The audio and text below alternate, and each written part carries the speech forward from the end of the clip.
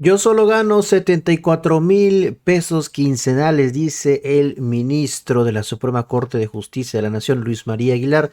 Tremendo corruptazo al cual el presidente Andrés Manuel López Obrador lo ha exhibido varias veces en la conferencia matutina. Ahora pues se pone muy nervioso y la riega en esta entrevista con Carlos Loret de Mola. Y ahora sí hay que decir, pobrecitos ministros, ganan más que el presidente, pero no tanto como lo que pues dicen los medios, dice Mario Delgado, dice Morena, dice el gobierno de la Cuarta Transformación. Ahí está el economista, uno de estos medios que no son afines para nada al gobierno. ¿Cuánto ganan los ministros de la Suprema Corte de Justicia? Ahí está el salario mensual neto, 206,948 pesos en el salario mensual neto, además del aguinaldo prima vacacional de 445,000 pesos, pago anual por riesgo de trabajo, ahí está 416,000, prestaciones extraordinarias, seguro de gastos médicos mayores de hasta 1 millón de pesos, ayuda de gastos funerarios, pago de defunción. Ahí está, mis estimados amigas y amigos peroneros. Esto lo da a conocer el Universal y vean lo que dice en esta entrevista con Carlos Loret de Mola, el ministro Luz María Aguilar. Pero sí sale a decir que a los trabajadores de la Suprema Corte o los trabajadores del Poder Judicial, a ellos sí les va a afectar todo este asunto de la eliminación de los fideicomisos. Cínico y sinvergüenza el ministro Luz María Aguilar. Vamos a escucharlo. Muy buenas noches, don Carlos. Ministro, ¿es cierto lo que dice el presidente López Obrador, lo que dice incluso el dirigente de Morena, Mario Delgado, sobre esta lista de privilegios que tienen ustedes los ministros de la Corte? Exactamente, ¿sobre qué privilegio se refiere? Tengo aquí la lista que puso Mario Delgado en Twitter, que dice que los lujos y privilegios de los ministros de la Corte son 300,000 pesos mensuales de salario, 600,000 de aguinaldo, 100,000 de prima vacacional, 30 días de vacaciones pagadas, 200,000 para medicinas, 800,000 para restaurantes de lujo, 12 millones por seguro de vida, escoltas del Servicio de Protección Federal, 2 vehículos blindados de 6 millones de pesos que se renuevan cada 2 años, 5 millones mensuales para contratar personal, viáticos nacionales e internacionales, 6 teléfonos celulares de gama alta e iPads para ministros familiares y personal de apoyo, 20 millones por retiro, más o menos eso es lo que dice. ¿Esos son cosas que tienen? Sí. No, hombre, si fuera cierto eso, pues sería una cosa exagerada y excesiva, desde luego. 6 teléfonos, pues yo tengo uno que por cierto no uso, yo uso mi teléfono particular, que yo pago la renta y el servicio a la empresa. Yo ese teléfono que me dieron no lo uso. Que dicen que renuevan los coches cada 2 años, pues no, tampoco. Yo tengo esta camioneta desde hace más de 3 años. Se me asignó inclusive todavía durante la administración del ministro Saldívar. Que se haya eso de los alimentos y de esto, pues no sé yo exactamente a cuánto ascienda una cantidad así, pero la verdad es que no tiene pues un sentido que haya unas cantidades tan elevadas para esas cosas. ¿Por qué entonces están difundiendo estas cifras el presidente, su candidata, su dirigente de partido? ¿Qué es lo que están buscando? Pues no lo sé, no sé realmente cuál sea su intención. Es una cuestión muy subjetiva de ellos para poder adivinar qué es lo que quieren. Yo, por ejemplo, a mí me depositan 74,300 pesos quincenales, que yo no creo que llegue a las cifras que dicen que me corresponden o que nos pagan. Eso yo lo tengo ahí en mis recibos de nómina y eso es lo que a mí me pagan, que apenas no llegan ni a los 150,000 pesos netos. Ministro, ¿qué hay de las percepciones del presidente? Y utilizo la palabra percepción, porque pues al presidente el pueblo de México le paga casa, luz, teléfono, sus camionetas, las camionetas de sus hijos, la comida, la vestimenta, su departamento en Palacio Nacional, seguro, es decir, ¿qué pasa con todo esto? Porque luego el presidente compara todas las prestaciones de algunos funcionarios con el puro salario de él, sin dar a conocer todo lo demás que recibe gratis por el puro hecho de ser presidente. Sí, claro, bueno, es que el artículo 127 de la Constitución establece muy claramente lo que debe entenderse por las percepciones. Las percepciones no solo son el sueldo que le dan a uno en efectivo, sino algunas otras.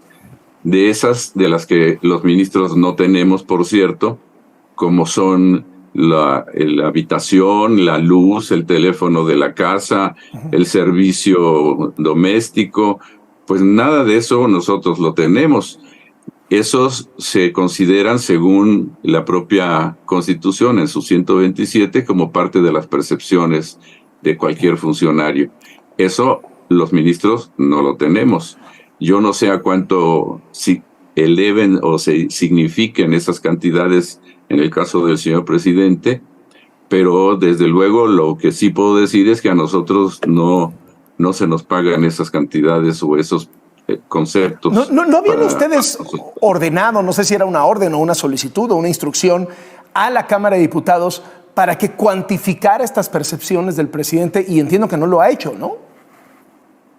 Esto se ha hecho desde hace muchos años, inclusive desde sexenios anteriores. Recuerdo que nuestro ahora fallecido y querido compañero don Sergio Salvador Aguirre Anguiano solicitaba que nos dieran esa información para saber realmente cuál es el salario o las percepciones que le corresponden al presidente, pero nunca se hizo, nunca nos han contestado eso. Ahora, de todos estos, digamos, todas estas prestaciones que tiene un ministro de la Suprema Corte, ¿cuántas se pagan con estos fideicomisos que están en disputa? Ni un solo centavo, nada, ni un peso. De hecho, ninguno de los fideicomisos sirve para ningún concepto, ni para percepciones de estos, ni de ninguna otra clase. Los fideicomisos no tienen nada que ver con las percepciones de los señores ministros o ministras de la Suprema Corte. Y sí afectan, su desaparición sí afecta las prestaciones de los 45,000 más o menos trabajadores del Poder Judicial. O sea, ¿le están pegando a los de hasta abajo del organigrama? Pues sí, porque empezando porque a nosotros no nos corresponde ni un centavo de esos fideicomisos, obviamente a nosotros no nos afecta. Le afecta al personal en cuestiones como, por ejemplo, las pensiones complementarias de jueces, magistrados y funcionarios del Poder Judicial de la Federación. ¿Por qué? Porque México tiene un compromiso internacional que se celebró en 1985 con reconocimiento de la Asamblea de Naciones Unidas, que señala que para tener jueces independientes que puedan enfrentar inclusive a la delincuencia organizada, se requieren jueces con condiciones que les permitan tener, los aleje más bien de la corrupción. Esto es un documento de Naciones Unidas que se llama Principios Básicos de la Independencia de la Judicatura, de tal manera que en esos principios se habla de que los jueces y los magistrados deben tener condiciones de sueldo y pensiones adecuadas. Como las pensiones de jueces y magistrados solamente por lo que corresponde al ISSSTE son un poco bajas, entonces se consideró poner unas pensiones complementarias a las del ISSSTE para que a la hora que se retiren, no se retiren con una cantidad tan baja. Pero todo esto es para beneficio de los jueces en cuanto a su independencia, que finalmente, don Carlos, y no es una frase, esto es en beneficio del pueblo de México. Si tenemos buenos jueces, confiables jueces, pues entonces tendremos una buena justicia para la gente. Los ministros se solidarizan. En el Poder Judicial tenemos, así a grosso modo, se resuelven aproximadamente 1.200.000 asuntos cada año entre juzgados de distrito y tribunales de circuito. Es una gran cantidad de trabajo la que se resuelve. Ministros, ¿se solidarizan ustedes los ministros con este movimiento de trabajadores del Poder Judicial? Entiendo que no van a ir a marchar, ustedes no están en paro, pero ¿hay solidaridad? Pues en el ámbito personal quizá los ministros puedan sentirlo así, porque pues finalmente son parte del Poder Judicial de la Federación, son nuestros compañeros, muchos de ellos son nuestros auxiliares en la labor jurisdiccional y yo creo que pues sería en el aspecto muy personal, muy íntimo, una solidaridad.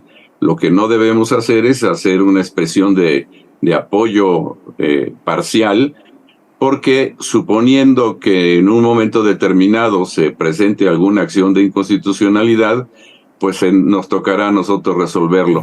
Y si ya nos estamos pronunciando a favor de una cosa o de otra, pues perderíamos la imparcialidad que es obligada para los jueces. El presidente López Obrador prevé que esto termine en el escritorio de la Suprema Corte y hasta prevé el resultado. Dice, los propios ministros van a batear el recorte a los fideicomisos. Sí, es posible si se promueve una acción de inconstitucionalidad que no depende de nosotros, desde luego. Si se promueve, pues la conoceremos y es muy posible que suceda eso. También es muy posible, como lo hemos hecho en otras leyes, que se considere que es correcto y que no tiene por qué invalidarse la ley. Eso es motivo de un estudio que se haga, inclusive con los argumentos que la acción de inconstitucionalidad contenga. Todo esto sería adivinar un poco lo que puede suceder, inclusive si es que sucede, si es que se presenta la acción de inconstitucionalidad por los legisladores. ¿Y qué me dice de esta propuesta presidencial de que sean electos por voto popular los ministros de la Corte? Yo creo que esa es una propuesta que se ha hecho en las tres grandes constituciones de México, 1824, 1857 y desde luego la vigente de 1917. Durante el constituyente de esta constitución vigente, por ejemplo, un diputado de apellido Truchuelo sugería que fueran electos por votación popular, inclusive uno en cada estado, para que fueran 28 ministros. Recordemos que eran 28 entidades porque no había existía Quintana Roo, todavía. no había California. Exacto, no eran todavía entidades. Entonces, ilustres juristas como Manuel Lizardi y especialmente don Hilario Medina, que fue después ministro de la Suprema Corte, dijeron que pues eso era una idea totalmente equivocada. Está en los debates del constituyente, y dijeron que pues habría que comprometer a los candidatos con algún partido político, habría que proporcionarles dinero para que puedan hacer una campaña, pero todavía peor, ¿qué ofrecen los ministros en una campaña? Que van a ser muy justos, que van a ser muy limpios. Por eso yo creo que la evaluación que se hace para elegir a los ministros de manera indirecta, y digo indirecta porque quienes lo eligen, como son los senadores, ellos fueron electos por el pueblo en votación, ellos pueden hacer una evaluación de capacidades, de antecedentes, de su profesionalismo, en fin, de una manera que se puede hacer mucho más seria que con una votación popular. Desde luego que suena muy bien que sean electos popularmente, pero yo creo que no sería lo idóneo para tener jueces profesionales y ministros imparciales. Le agradezco muchísimo esta noche que esté en Latinus, ministro. Muchas gracias. Con mucho gusto, don Carlos. Yo pago hasta la renta de mi teléfono celular, dice el ministro Luz María Aguilar, cínicos y sinvergüenzas. Ahí está este ministro corruptazo. Ahí están los lujos. Esto fue de lo que le habló Carlos Loret de Mola. De esto lo cuestionó en esta entrevista. Esta publicación de Mario Delgado, estos son los lujos y privilegios de los ministros de la Suprema Corte que con toda congruencia la derecha y su aspirante Xóchitl Gálvez defienden, hasta van a hacer una marcha el día de mañana. 300,000 mensuales de salario, 586,000 de aguinaldo, 100,000 de prima vacacional y 30 días de vacaciones pagadas, 200,000 para medicamentos, 800,000 para restaurantes de lujo, seguros de vida, escoltas y más, 6 teléfonos celulares de gama alta, hasta iPads, y todo esto recibe, mis estimados proneros, pero bueno, los derechos laborales de los trabajadores están a salvo. Esto fue lo que dice Mario Delgado, en lo cual pues le cuestionó Carlos Loret de Mola al ministro Luz María Aguilar, que también también, así como Carlos Loret de Mola, pues también lo intentó Joaquín López Dóriga lavarle la cara a este ministro, que es el único que ha dado la cara durante los últimos días en estos medios de comunicación y solito se ha hundido. Nos vemos hasta la próxima, mis estimados pregoneros. Si la información les gustó, ayúdanos con esa manita arriba, con ese poderosísimo like y compartan la información.